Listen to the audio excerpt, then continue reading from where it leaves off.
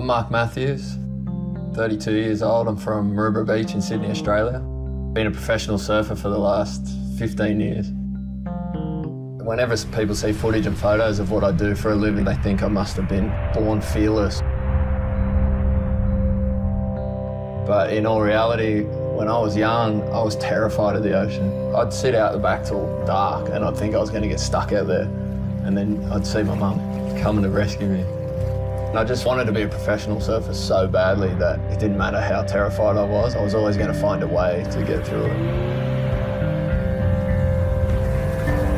I think I just fell in love with that feeling you get from being terrified but still doing it. I actually can't remember much of surfing that day that I got injured.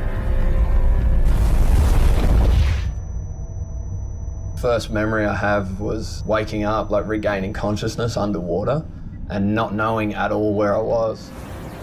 Just completely terrified. Like I was so scared at that point that I'd done something that ruined my career and never be able to surf again.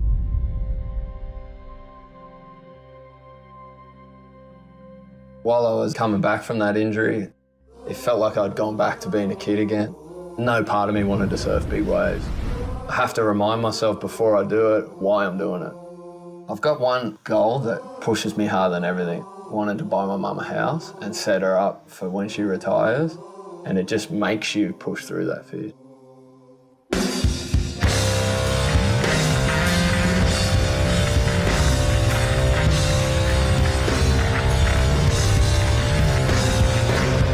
The comeback was surfing that swell back down at Shipstones where the accident happened. You're just surrounded by the whole ocean, all its power. It's the best 4 or 5 seconds in your life. And I ended up getting absolutely smashed.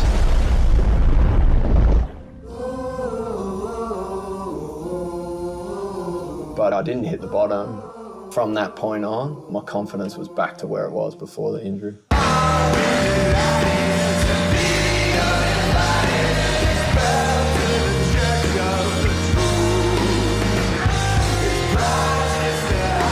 Life's so short, you may as well make the most of it now. For me, that's living as an exciting life as possible.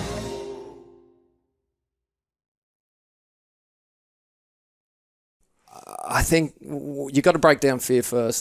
There's two kind of specific types. There's physical fear, physical damage, injury, and dying, of course. And then there's that sort of egoic fear, like failure, embarrassment, like all these things. And the surprising thing, they feel exactly the same. There's sort of no difference the way your body reacts. And I might not come across like it, but I'm a full-blown introvert, right? So the embarrassment and all those types of fear, it's just as bad, right? It's terrifying for me. I feels like I'm dying. Yeah. So I tried, because I made this career out of two things, speaking and surfing, that I'm both terrified of. I thought possibly there was an answer to being successful here without having to go through all the fear. Read every piece of literature ever written about fear. Every psychologist, psychiatrist, successful businessman, athletes, everyone. And all the books say the same thing.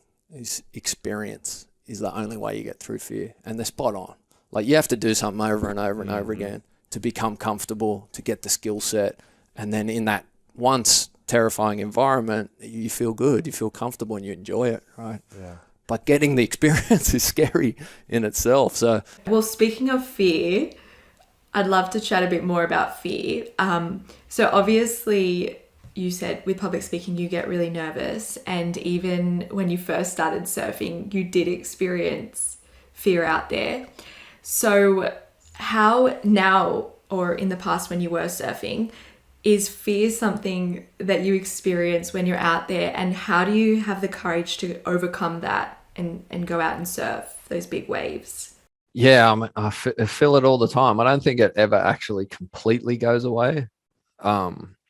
It's just that you develop a skill set to manage it, the fear. So in the ocean, it's like I develop the skills and the knowledge around, like an example is how I can hold my breath for long periods of time, and I train my body's capacity to be able to do that in I try and imitate a scary environment. So I'll get a free diver.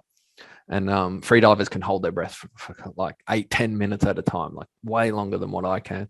And so to simulate what it's like to get held down by a big wave, I'll bring a free dive and we'll go to a deep pool, like under the diving boards, like a 5 meter deep pool. You swim down to the bottom, and then it's my job to get to the top so I can breathe. And then it's the free diver's job to hold me underwater until I pass out. So we wrestle at the bottom of the pool.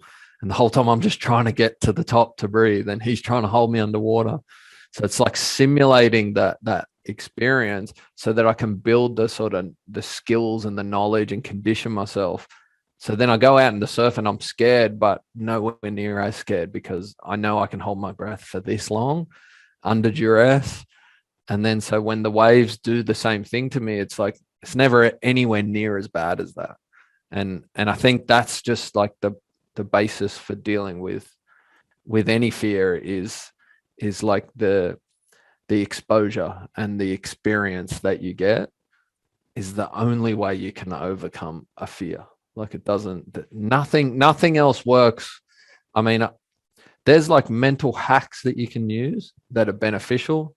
Like I can use like different mindful or meditative techniques in different moments where I'm nervous or anxious, and they'll work a little bit, but they'll never be enough if you don't have the sort of preparation or the skills. Like those mental hacks and all the different ones that get taught, they're not enough